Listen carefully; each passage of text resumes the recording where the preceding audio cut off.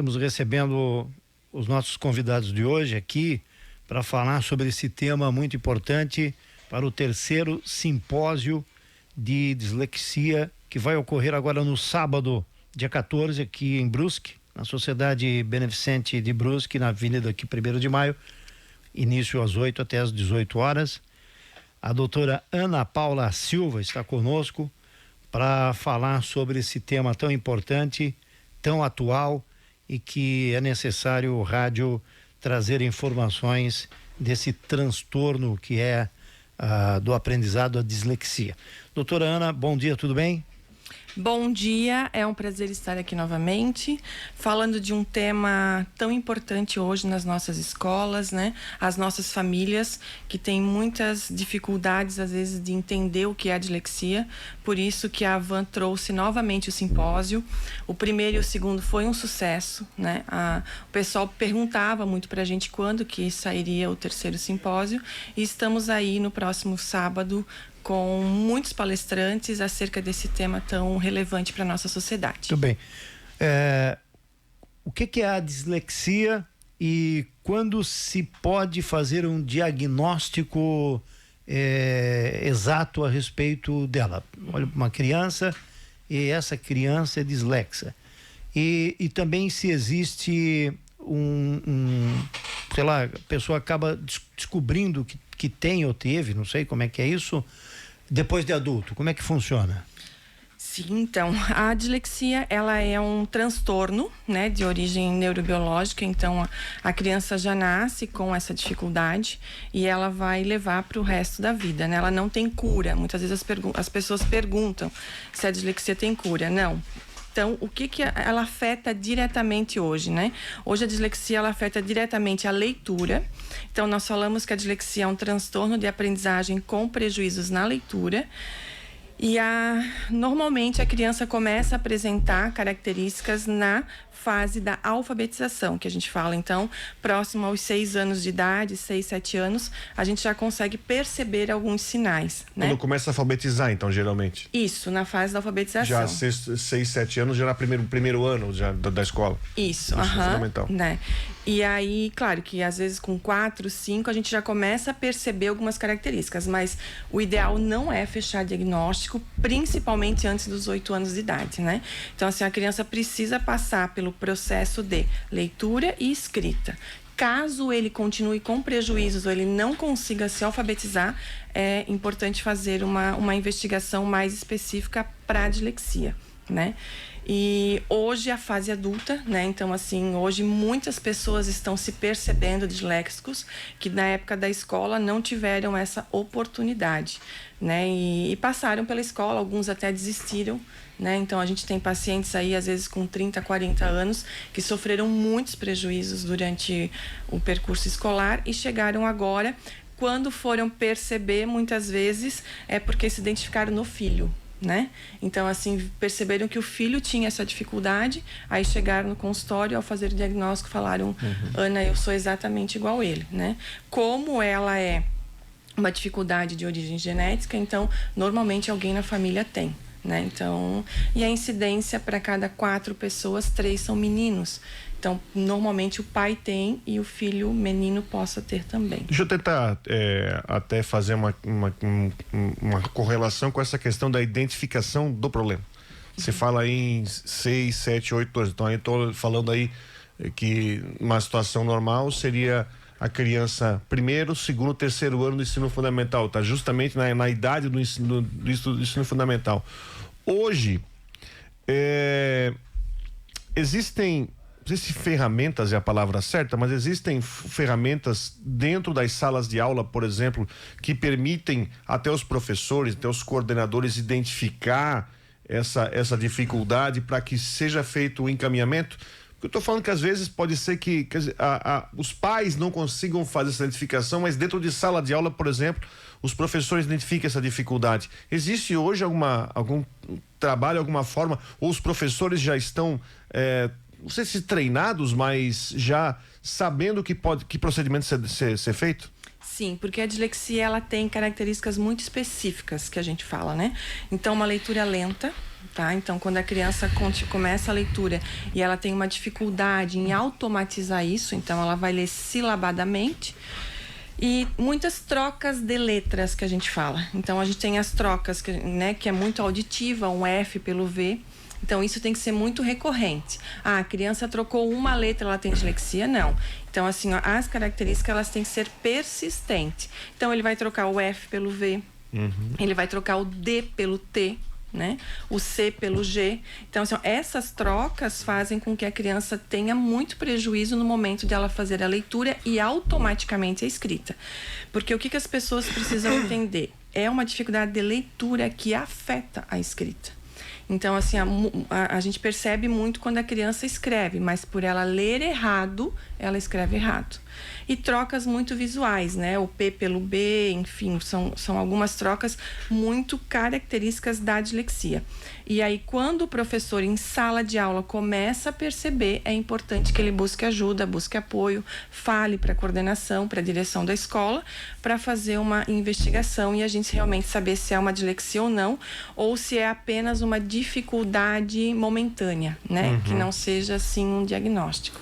Eu como pai de autista, lembro que o autismo hoje já se quebrou um pouco a barreira do preconceito. O meu filho, a família resistiu muito à ideia de que ele era autista como se aquilo fosse o fim do mundo, né? E hoje ainda percebo, mas um pouco menos. A dislexia ainda tem muito preconceito? Enfrenta muito preconceito? Assim, o preconceito sempre vai existir, né? Até porque eu sempre falo, quando eu iniciei os atendimentos há 20 anos atrás, a dislexia, ela não era uma coisa muito perceptível nas salas de aula, né? A criança que tinha dificuldade de alfabetização, ela era muitas vezes diagnosticada com uma dificuldade cognitiva, e ela passava pela escola e muitas vezes desistia um pouquinho mais lá na frente, né? No 5º, no 6º ano, enfim.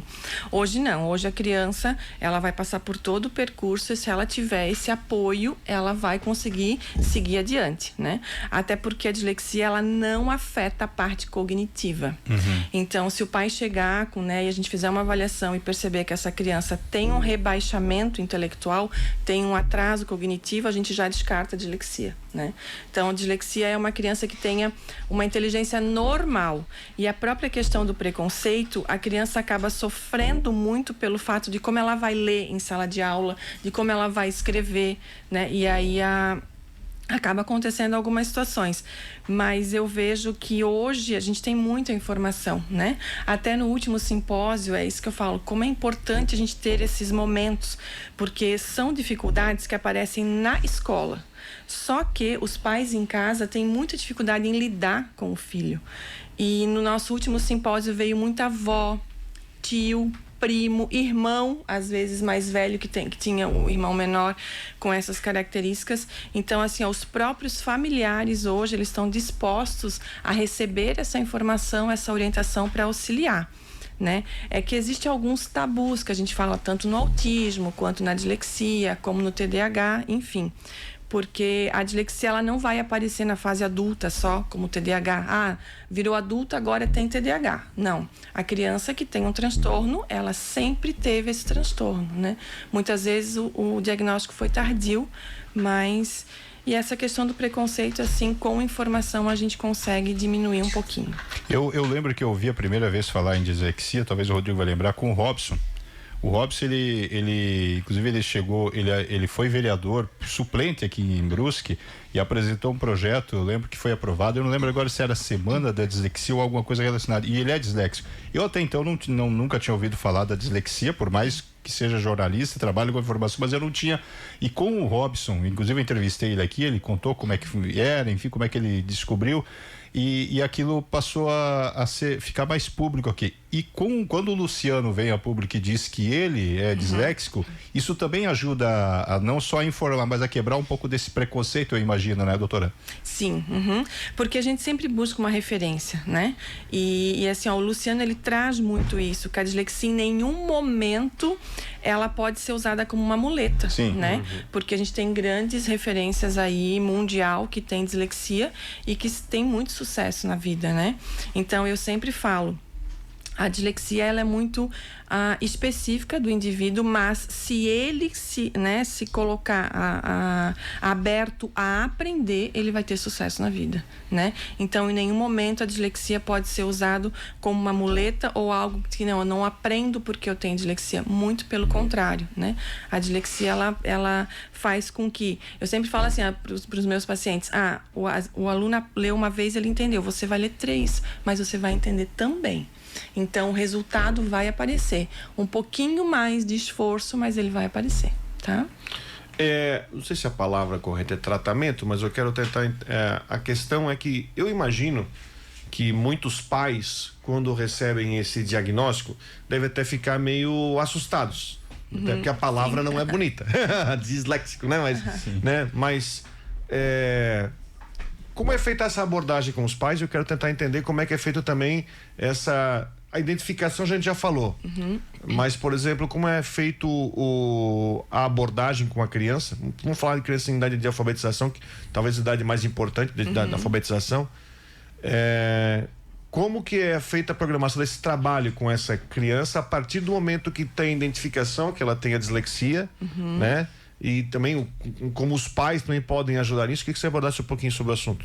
Tá, então assim, normalmente a dislexia aparece na escola, né? O professor que detecta, né? Que detecta que ela tem algum atraso, aí comunica a família busca uma avaliação multiprofissional, né? Então, hoje a gente tem vários profissionais que atuam com a dislexia, que seria um psicopedagogo, aonde ele vai fazer uma avaliação pedagógica, né? Para verificar como que está o desempenho dele na leitura e escrita. Nós temos o psicólogo, que pode fazer os testes específicos da área, né? Principalmente um VISC, né? Um teste atencional, e o fonoaudiólogo, que busca muito essa questão da linguagem, porque a criança com dislexia, normalmente ela tem também o DPAC, que a gente fala, né? O que é o DPAC? É um distúrbio do processamento auditivo central. Então, o fono faz essa investigação, verifica onde que está a dificuldade, em qual habilidade, e aí, junto com um neuropediatra, né? Até 16 anos é um neuropediatra. Se for adulto, pode ser um próprio neurologista ou um psiquiatra. Ele vai fechar o diagnóstico. Então, essa é uma equipe multidisciplinar. Então, porque a dislexia ela tem que ser descartada, algumas coisas, como eu falei. Se essa criança tem um rebaixamento cognitivo, então a gente investiga outra questão, não a dislexia, mas a gente consegue fazer uma avaliação muito legal para que a criança tenha essa dificuldade, para que a criança tenha esse amparo, né? Quando ela apresenta essa dificuldade. Sendo que a escola hoje, ela não pode dar o diagnóstico, né? Então, assim, quem fecha o laudo é o neuro, normalmente, tá? Mas os profissionais já têm essa base aí para poder levantar a possibilidade de uma dislexia e o tratamento, né? Eu só quero pegar, antes de chamar o intervalo, mas pegar esse mesmo fio.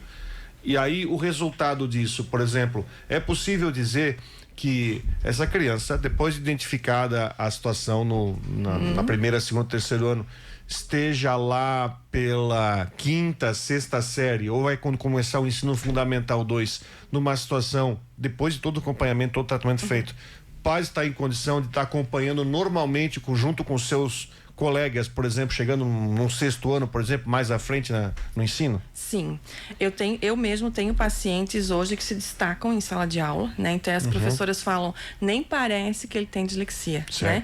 Porque a primeira coisa, eu sempre falo, a criança ela precisa entender a dificuldade dela, né? Por isso que às vezes o pai fala, eu falo pro meu filho ou não. É importante a gente falar, explicar, para que a criança perceba aonde que ele precisa se esforçar um pouco mais e como que ele pode desenvolver isso.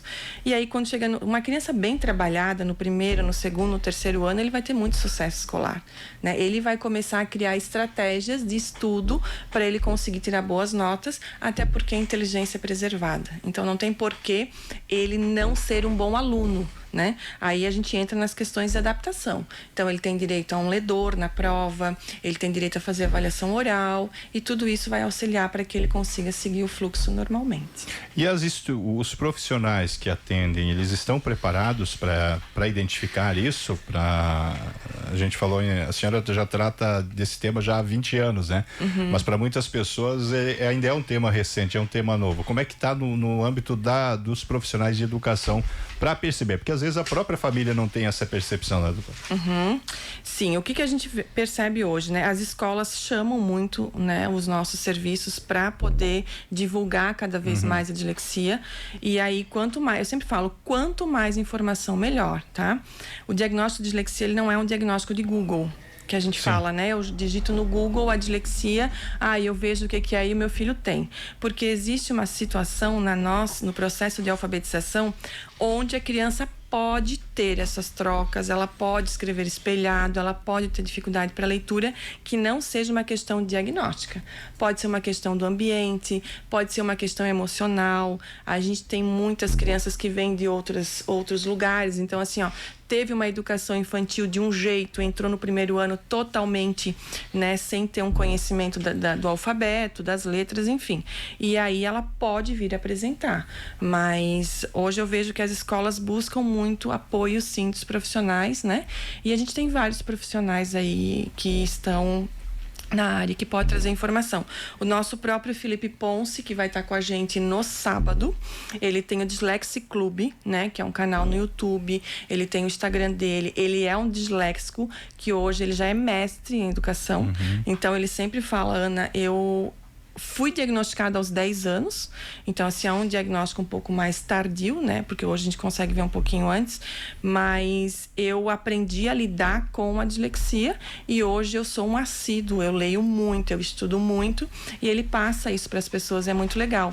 Então, se alguém quiser seguir o canal dele, o Dyslexic Club, ali tem informações importantes com psicólogos, psicopedagogos, e ele traz acerca desse tema. Então, eu sempre falo, o bom profissional, ele nunca vai parar de estudar, né? Então, assim, esse ano eu completo 30 anos de educação. São 30 anos dedicados ao estudo, onde a gente busca cada vez mais informação. Até porque hoje a neurociência, ela vai trazendo muitas estratégias e informações importantes, né? Uma criança bem trabalhada vai ser uma criança que vai ter muito sucesso na carreira escolar dela. Voltando aqui ao simpósio, até para a gente encaminhar, ele vai acontecer a 3ª edição, então, no próximo sábado agora, vai ser aqui na Sociedade Beneficente. A participação, quem é que pode participar? Qualquer pessoa pode se inscrever? Como é que faz, doutora? Isso, qualquer pessoa, né? A gente até falou que, tipo assim, o simpósio de dislexia é para todos. Sim. Por quê? Hoje, com a quantidade de pessoas que tem, né, cerca de 17%, a gente sempre vai cruzar com disléxico. E aí, o que eu vejo hoje? Muitos pacientes meus de 20 anos atrás, hoje estão casando, tendo filhos, e às vezes a mulher não sabe lidar com o marido disléxico, né? Então, às vezes, uma esposa de um disléxico, uma mãe de um disléxico, professor, qualquer pessoa que queira entender. Até porque, assim, a gente buscou muito, né, na questão da organização, selecionar profissionais que vão trazer muito essa questão da fase adulta. Hoje a gente se preocupa muito com a criança, né, mas o transtorno, ele segue. Então, hoje a gente tem adultos autistas, a gente tem adultos disléxicos, adultos TDAH, e no consultório hoje eu vejo que há 20 anos atrás eu não atendi adultos. Hoje, praticamente 50% dos meus pacientes são adultos, né, que buscam realmente um acompanhamento para ter resultado na sua vida diária, na vida profissional, até no próprio casamento, né, relacionamento. Então, é importante que a gente consiga ter isso. Então, é para todos o simpósio. Pode se inscrever no site, né, www.simposiodislexia.com.br. As redes sociais da Van, do Luciano, a minha também, a gente está divulgando bastante. E pode ser presencial, né, que vai acontecer no Beneficente, ou online, né, no canal do YouTube do Luciano. Vai estar sendo passado ao vivo, então, a transmissão do simpósio. Quais as suas redes sociais? Qual é o arroba? O meu o Instagram é @AnaPsicoSilva, né? E aí nós temos o da Alfabetizei também, que é @Alfabetizei Franquias, onde tem bastante divulgação do simpósio e dos próprios conteúdos que a gente faz. E no do Luciano, né? Luciano, e o da Van também. Dispensa comentários. Dispensa comentários. Só para reforçar aqui, então, o simpósio tem programação das 8 às 19 horas, contará com palestras e debates sobre o transtorno. Entre os palestrantes confirmados estão as doutoras Maria Inês de Luca, Ana Paula Silva, Keila Kralha, Ângela Nico e o professor Felipe Ponce. A iniciativa é realizada em parceria com o Instituto Facilitar, instituição especializada em atendimentos nas áreas de psicologia, fonoaudiologia, desenvolvimento e bem-estar. Há um limite de inscrições ou não? De participação ou não tem? Tem espaço para todo mundo lá, né? A gente já está praticamente com os locais tudo cheios, mas eu sempre falo, sempre cabe mais um, né? Então, quem tiver interesse pode se inscrever que a gente vai acolher e receber. Perfeito, então. Doutora, muitíssimo obrigado e parabéns aí pelo seu trabalho. Muito obrigado. Foi um prazer estar aqui com vocês e sempre que precisar estamos à disposição para trazer informação para a população aí, que é muito importante. E fica o convite para você que não tem muito conhecimento sobre o tema, né, de ir no evento, enfim, claro, participar do evento, se inscrever, procurar ali nas redes sociais da Van, do Luciano, da doutora Ana, que você vai conseguir lá o link, tudo para as inscrições. E daqui a pouco vai estar no site da Rádio Cidade também essa entrevista com o vídeo, com todos os detalhes, inclusive com o link de inscrição para que você possa ir direto lá e fazer a sua inscrição.